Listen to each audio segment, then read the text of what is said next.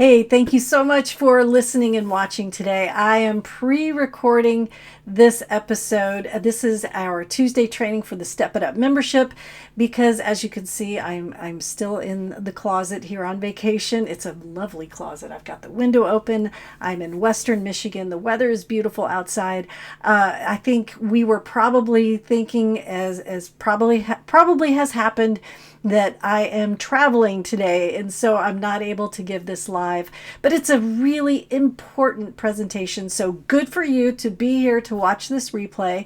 And just as a reminder, Step It Up members always get the replays in their membership, and they get that with all of the information that I talk about. So if you're listening to this in the membership on a replay, awesome, go you. If you're listening to this on a podcast, well, you don't get the benefit of all the visuals, but hey, you're going to get some great information today about what to charge your client. That's a tough thing, when we think about starting our practice and putting that out there, and we're listening to all the advice. Maybe we go down to our local small business, thing, and we're sitting there talking to people, and we're trying to understand how people set their rate. And, opinions are all over the place, right? Because if you're talking to someone who's, say, a business person who sells widgets, right? So they're going to say, well, what's the cost of the widget? Double that and add 10%. Okay, well, you're not selling a widget, you're selling a service. So you walk over here to the service industry person, and let's say that they are selling carpet cleaning, and so they ask them, well, how do you set your rate? And they say, well, you take the cost of what you pay the person and the equipment and how much you spend on supplies, you add 10% and blah blah blah. Again, not you. So there are lots and lots of industries that are like counseling, but they're not counseling. And so then maybe you go on the interwebs and you find someone who's like, you know what, you can't put a price on what you do for a living, and you put, the sky's the limit, you charge what you're worth. And deep inside you're like, yeah, but that's not going to work for the population I want to serve, or the issue that I want to treat, or the region where I'm going to focus, right? So there are lots of things to take into consideration. And so that's what I'm going to cover today. And so what we're going to talk about isn't just, what to charge a client. I want you to talk about or think about what is your value proposition. Now, we have a great course that goes into depth, and again, Step It Up members, you already have this. It's included in your membership, and so it does go into more depth about what is a value proposition, all of the elements that can consist of. But don't think I'm going to shortchange you today, because I'm not. I'm going to take you through the important points, because a value proposition, when you take it from the customer's point of view, is, what am I getting for my money, right? What am I paying for? What is my return on investment? So we do want to think of this from the customer's point of view. So your value proposition is important. And so it really comes down to, what is the problem that you're going to solve for your clients? Because setting your rate for private practice is going to impact more than just your cash flow, right? That's the money coming in, going out, and your client's pocketbook. This affects the relationship. So I'm glad you're putting a lot of thought into this before you start filling up your practice. And if you're listening to me and you're like, Kate, I already have clients, but I want to change my rate, don't worry, this is going to help you too. Now, I just got asked the question the other day, if I take insurance, is it okay for me to market the industries that offer that insurance? And I was like, yeah, absolutely. So don't think I'm leaving you out if you take insurance. I'm not. Having a cash-based practice does mean you have to put more thought into this, obviously, because, if you are credentialed on an insurance panel, they will set your rate. I mean, well, to an extent, I believe, because they set what you're going to be reimbursed, and then they have a contract that you sign that says you will only charge this much to clients. Like if you try to charge more than that and do some funny business on the side, that's fraud. I mean, you could get in trouble with your insurance panel. So there are lots of laws, lots of rules that govern insurance paneling that I can't cover because I'm the state law expert. I don't know much about insurance companies and what's in that contract. So absolutely, whatever you sign, make sure you have somebody look at. But all that aside, you still have to be able to stand out in a buyer's market. Now, everybody loves this idea of getting, the compact, a cross country compact, like so, right? So I can have my license here, but I can also counsel people in Ohio or wherever, whoever else agrees to be in that compact. Sounds great, right? But it will likely increase competition. And a lot of you listening to me and watching me right now are in some pretty saturated markets. Or you take an insurance or you're paneled with an insurance company that has 1 billion providers. So don't think you have to, or you're going to slack off on this, right? Setting your rate, even though it's governed by your insurance, I want you to pay attention to the next things I'm going to talk about, because you are still setting your value proposition. You've got to stand out in the market. So offering telehealth, considering a specialty, adding resources, considering things outside of the therapy room, hiring other people, offering groups, scheduling on weekends and evenings, having super low rates. Again, that last one, that's probably not for you if you are working or credentialed on an insurance company. But if you are just certain that you're going to do a cash-based practice, or you're already doing that cash-based practice, all of these 8 things that I'm talking about here, that's going to impact how you set your rate, but it's also going to impact your life balance. So it's a trade-off. And probably you kind of perked your ears up at that last one, having super low rates, right? It seems like, especially when you're starting out, I'm just going to be the lowest rate in town, and then I'll have a full, client load, and then I'll sort it out from there. Not always the best idea, right? Because having 50 clients in a week, like you would if you worked for an agency, that's so much work, and it is going to affect your life balance, which will affect, I almost said infect. I think that's a Freudian slip, right? Which will affect your clinical judgment, which will affect everything. So as I go through these things, it's going to be because I want you to do more than just think about what you're going to charge your client. I want you to think about protecting your peace, making sure that you're protecting your future and keeping in mind the other people in your life, whether it's your partner or you're taking care of parents or you're taking care of kids, even if it's just you've got future you to take care of. I want you to take all of this into consideration.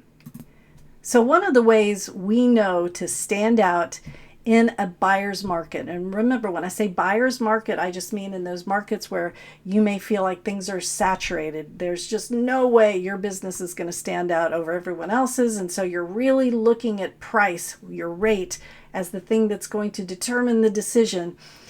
And I'm trying to talk you out of that, right?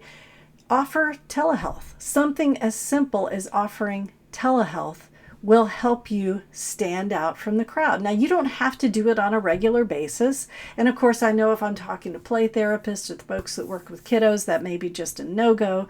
But having telehealth as an option for, you can't make the session, or if you see adults and you have a sick kiddo at home, or you're in the middle of a meeting, but you can step out to a conference room, right? Having that option for your clients may set you above the rest. And as I raise my hand up here, think about your rate. So if you're thinking, okay, you know what, everybody in town charges $80 an hour. Well, everybody in town charges 80, but if you're charging $100 an hour because you have that flexibility with telehealth, right now, that's justified. That's something you can put on your website. Hey, by the way, I have telehealth options.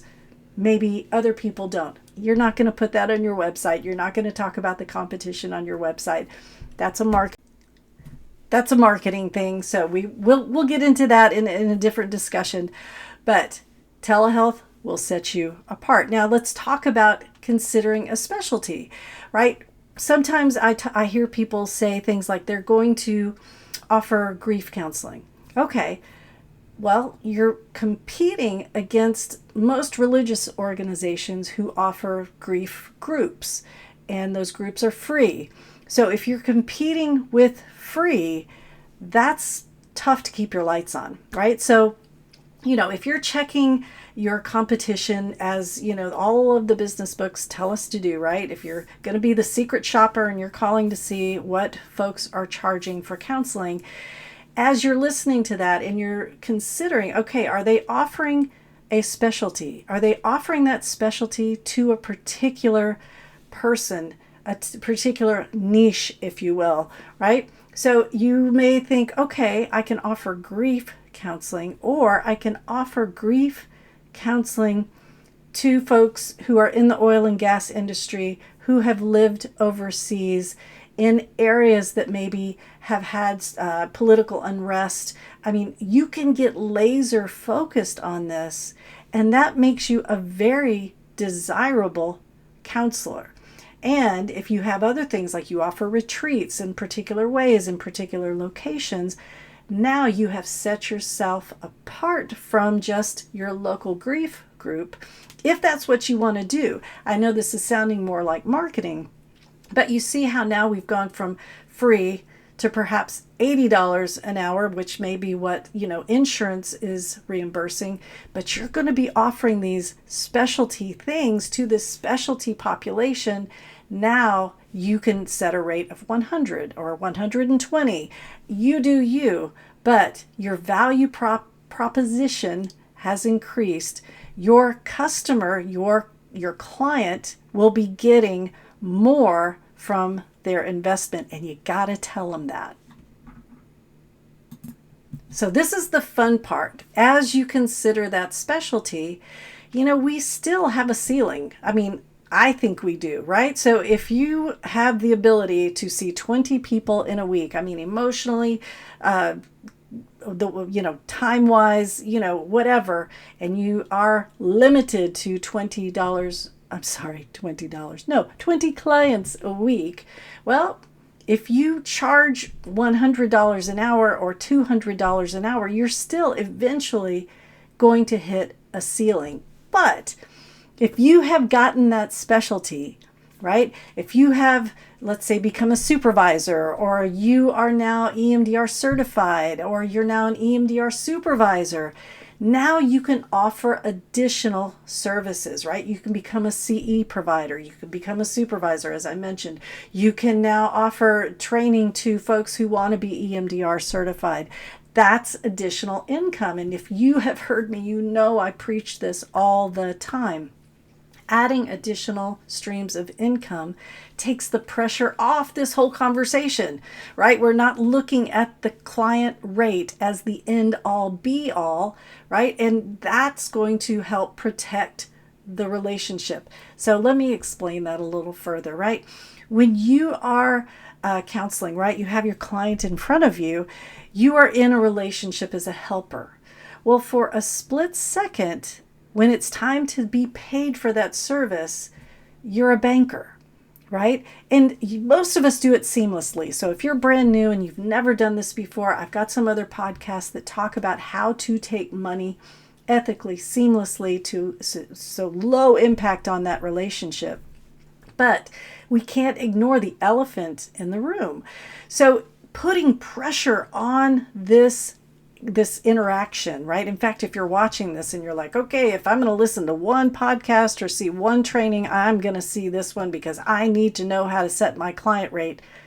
That's because we put so much importance on that. When you start doing other things like taking your specialty, becoming a CE provider, becoming a trainer, becoming whatever, an adjunct professor somewhere, suddenly this client rate isn't quite so important, right? So I want you to just kind of think about that for a little bit. once you finish watching. But I want you to sort of ponder that, because that might be a good question to ask yourself. How much pressure are you putting on this client rate to kind of save the day? So as we take pressure off the client rate, I've already told you how you can increase the client rate, why you can increase it, right? Because you want to make sure that you're actually adding value to what the client is purchasing. Well, when you start adding a specialty, why not add resources, right? So I've talked about outside the therapy room, but there are blogs, there are podcasts, you can do YouTube videos, you can write books, you can get booked to speak. There are lots that you can offer retreats, you can offer intensives. So adding resources, see what we're doing here. We're taking the pressure off that client rate, and now we're able to sort of disperse what we're doing. In fact, that was another thing I saw. I was answering a question, I think it was in the Texas Counselors Creating Badass Businesses Facebook group. Somebody said, I don't know what I should charge for my intensives. And I asked the question, is it different from your hourly rate? And a bunch of people replied after that, and the answer was yes. And I didn't know much about it. I've never offered intensives. So that was news to me, that folks have an hourly rate for their session, but then they have an intensive rate that's completely different. I thought, well, that's pretty cool. Okay, so they're able to value themselves when they're in the role of an intensive instructor, right? So whether that is, you and we're all going to sit in this room for 4 hours today, and then you're going to come back and we're going to do it again tomorrow. To me, that's the definition of intense, right? So you can value that differently than you do your face-to-face client sessions. The next things that can take the pressure off just your face-to-face counseling, that really, it's going to require you to make kind of a life decision. I know when I got into counseling, I think I always thought of myself as a group practice owner. I saw myself as being a big practice owner. I did it. I didn't like it. I got out of it. But some folks love it. So that's part of this too. You can hire people. So once you hire people, now you may not have to see so many clients, right? Because they're down here and they're seeing the clients. You're in the hierarchy, you're a step above, and you're getting income from the folks who are seeing those clients. So that means you can turn the volume down, again, take the pressure off what you are the pressure off the client rate, as we're talking about. The other thing is to offer groups.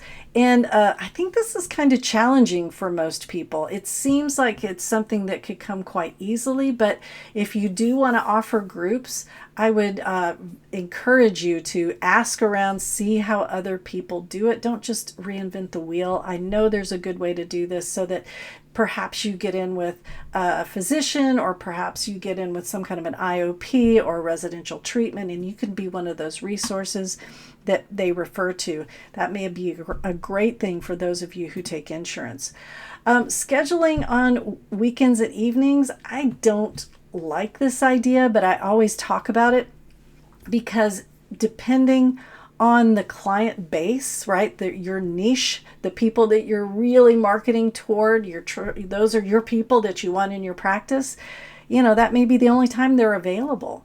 So that would definitely affect your life balance. But imagine if you're the only one in town, or one of very few, who is offering weekend sessions, right? That's your thing. You're going to offer Saturday night sessions or Sunday night sessions, and that's going to be very appealing to some people, and you can charge accordingly.